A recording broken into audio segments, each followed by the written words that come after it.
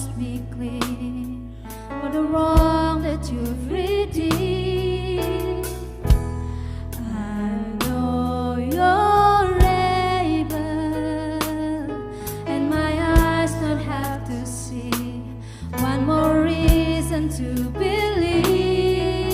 When I think of how you blessed me, how your hand has never let me go, never let me go. You have been so good to me. Oh God, I can't believe how you love me.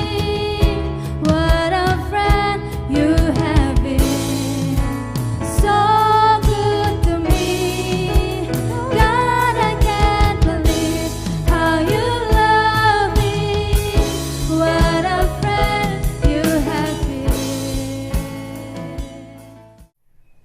Karena bulan ini kita ngebahas soal gospel leadership. Wah, mungkin banyak yang gak familiar soal gospel leadership. Tapi mungkin familiar terhadap namanya leader. Gitu.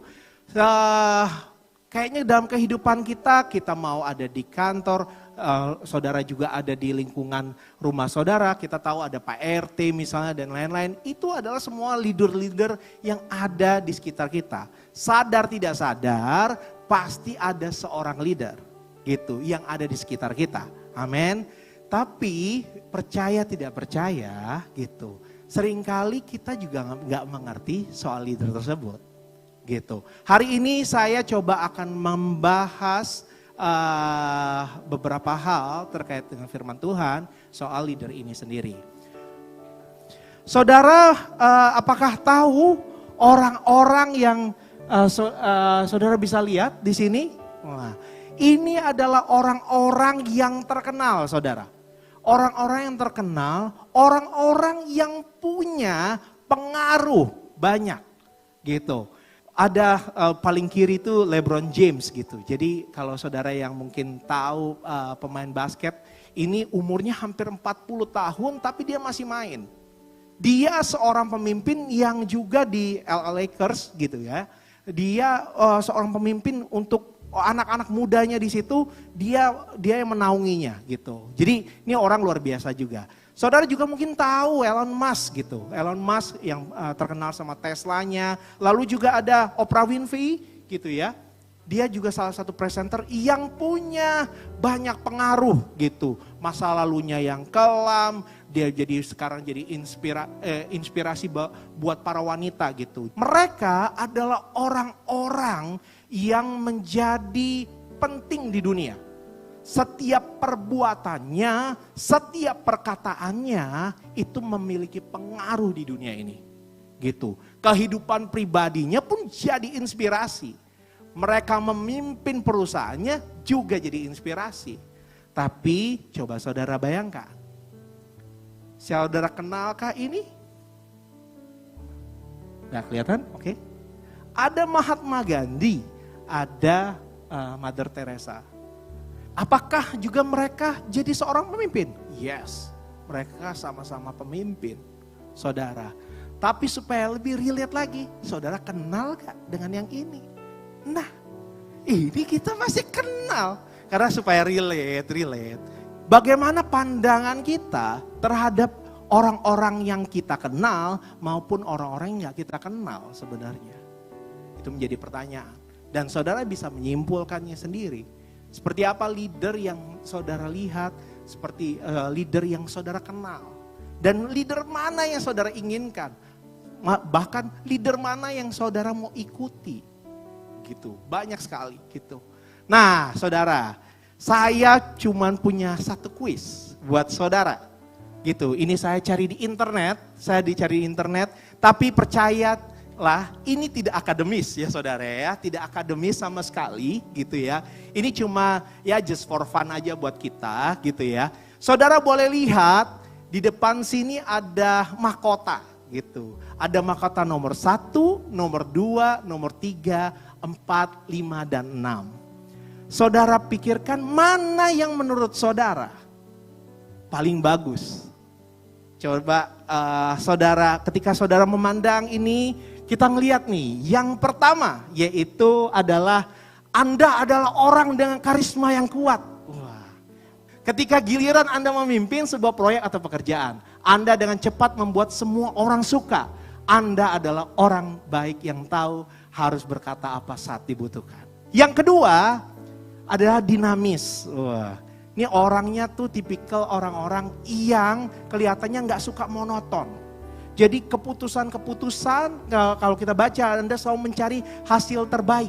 Dan itulah sebabnya perlu memainkan peran sebagai pemimpin. Anda mencoba yang terbaik untuk menjadi orang yang aktif dan kreatif. Yang ketiga nih yaitu yang tegas. Meskipun menjadi orang yang sedikit keras kepala tapi selalu menyelesaikan sesuatu dengan benar pada waktu yang tepat. Anda bukan orang yang sangat kreatif atau inovatif. Tetapi metode Anda berhasil dan tim tahu bahwa mereka dapat mempercayai Anda. Wah, ini tegas nih gitu saudara. 4, dihormati. Nah, Anda suka memimpin dan tidak punya masalah dimanapun tempatnya. Malah sebaliknya Anda merasa sangat nyaman memimpin. Anda adalah orang yang sangat ambisius dan mampu membangun istana yang sebelumnya tidak ada. Wah.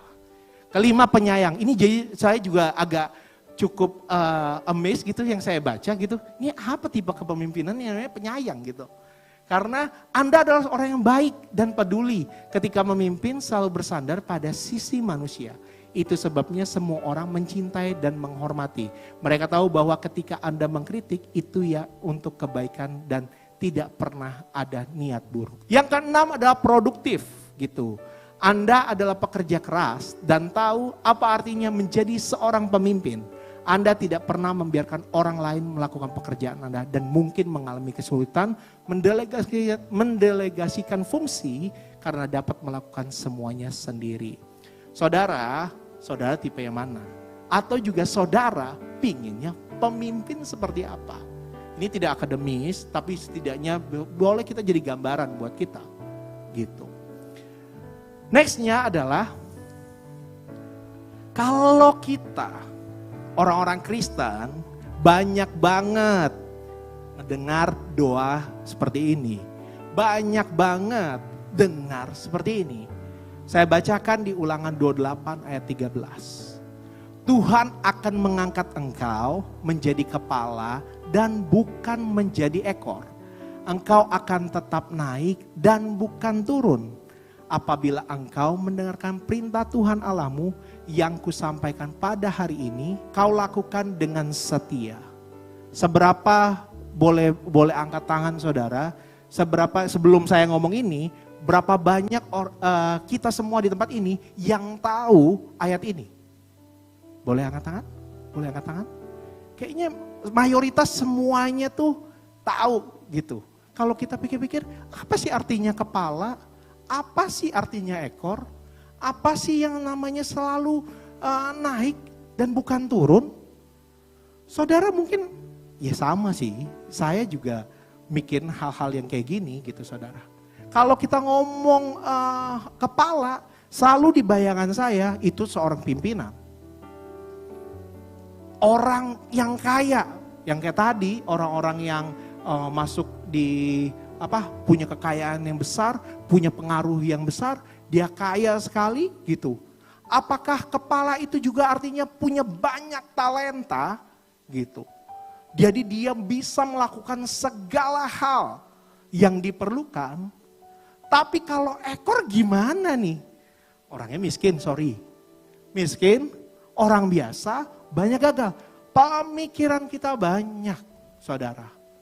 Tapi yang paling menarik adalah kalau kita ngebaca sesuatu ayat, kita harus melihat dari kontekstualnya.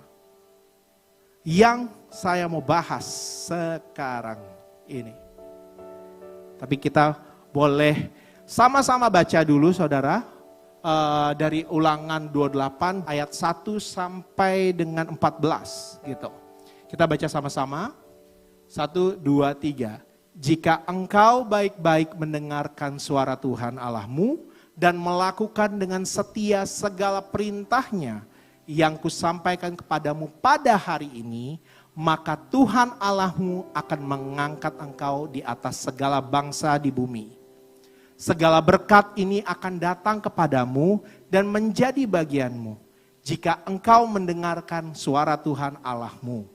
Diberkatilah engkau di kota dan diberkatinyalah engkau di ladang. Diberkatinyalah buah kandungmu, hasil bumimu dan hasil ternakmu, yakni anak lembu sapimu dan kandungan kambing dombamu. Diberkatilah bakulmu dan tempat adonanmu. Diberkatilah engkau pada waktu masuk dan diberkatilah engkau pada waktu keluar. Tuhan akan membiarkan musuhmu yang maju berperang melawan engkau terpukul kalah olehmu. Bersatu jalan mereka akan menyerangi engkau, tetapi bertujuh jalan mereka akan lari dari depanmu. Tuhan akan memerintahkan berkat ke atasmu di dalam lumbungmu dan di dalam segala usahamu. Ia akan memberkati engkau di negeri yang diberikan kepadamu oleh Tuhan Allahmu.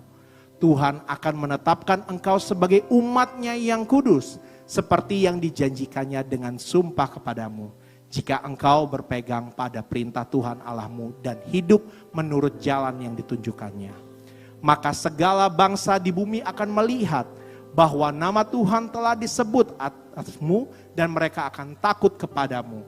Juga Tuhan akan melimpahi engkau dengan kebaikan dalam buah kandungmu, dalam hasil ternakmu, dalam hasil bumimu, di tanah yang dijanjikan Tuhan dengan sumpah kepada nenek moyangmu untuk memberikannya kepadamu. Tuhan akan membuka bagimu pembendarannya yang melimpah, yaitu langit untuk memberi hujan bagi tanahmu pada masanya dan memberkati segala pekerjaanmu. Sehingga engkau memberi pinjaman kepada bangsa, tetapi engkau sendiri tidak meminta pinjaman. Tuhan akan mengangkat engkau menjadi kepala dan bukan menjadi ekor. Engkau akan tetap naik dan bukan turun. Apabila engkau mendengarkan perintah Tuhan Allahmu yang kusampaikan pada hari ini, kau lakukan dengan setia. Dan apabila engkau tidak menyimpang ke kanan atau ke kiri dari segala perintah yang kuberikan kepadamu pada hari ini dengan mengikuti Allah lain dan beribadah kepadanya. Amin, saudara. Kalau kita ngomong konteks ini dalam Ulangan 28 ini adalah perjalanan Musa gitu. Jadi sebelum Musa itu Musa itu tidak masuk dalam tanah perjanjian gitu. Tapi Musa itu bersama dengan orang-orang Israel gitu.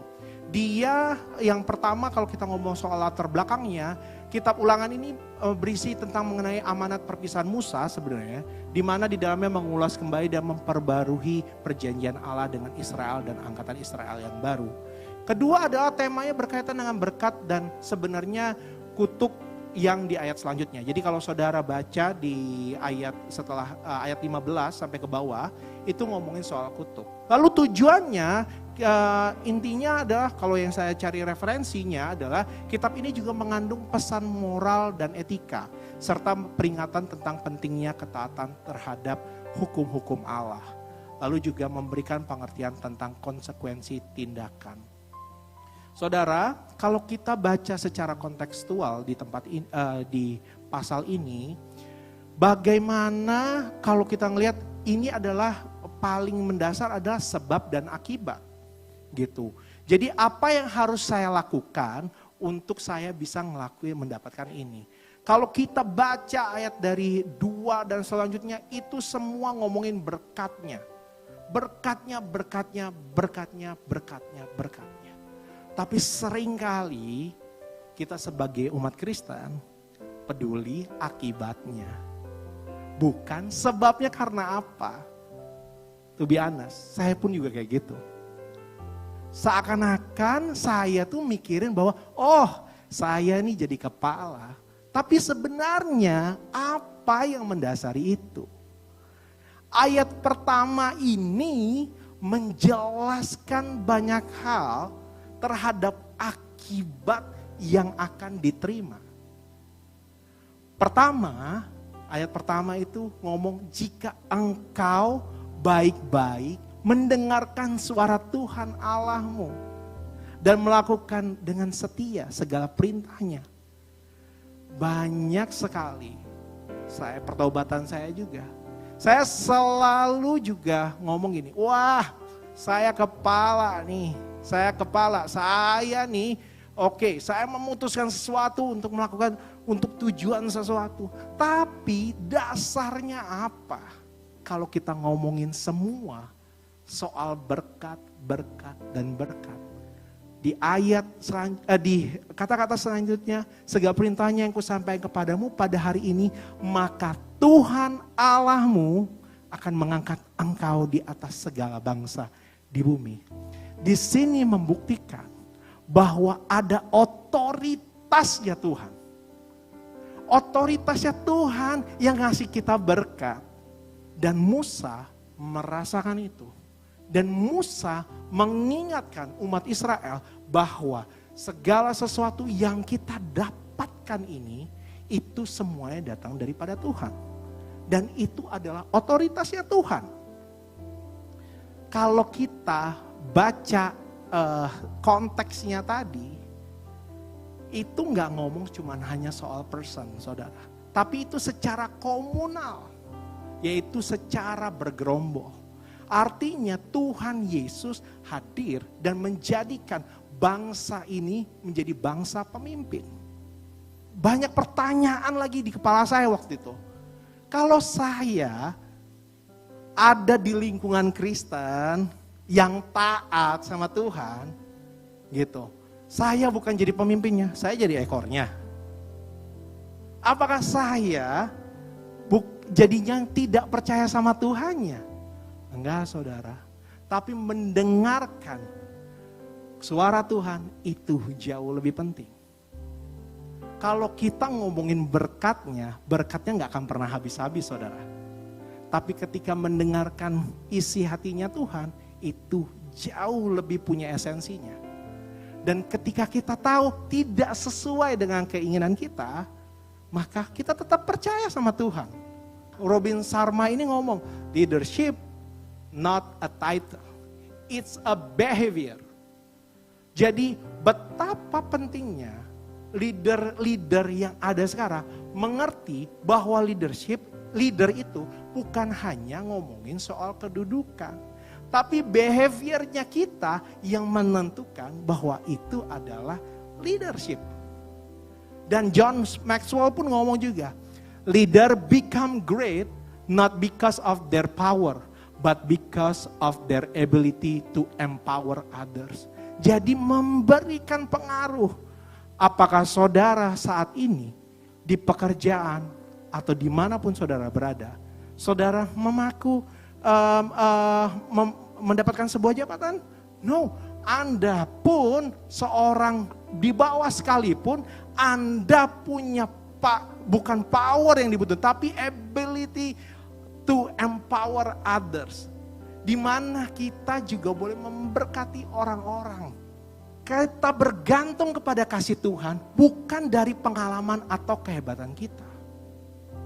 Kalau kita cuma mengandalkan pengalaman saya, saya ngadapin kasus ini A, B, C, bisalah pakai pengalaman saya nih, kayak gini-gini, selesai? Mungkin bisa selesai, mungkin bisa tidak.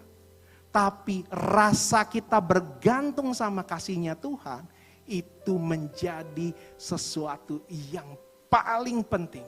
Betapa kita makin ngerti bahwa Tuhan, saya itu gak ada apa-apanya.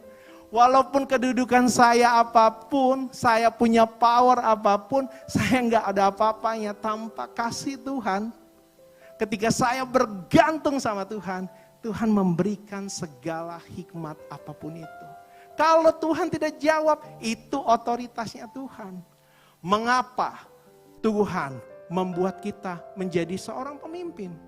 Dia punya tujuan, saudara. Tujuannya adalah apa? Tuhan sudah memberikan tujuan buat hidup kita, yaitu jadilah pemimpin yang memprioritaskan Tuhan, yang mendengarkan suara Tuhan dan memberi dampak kepada orang lain.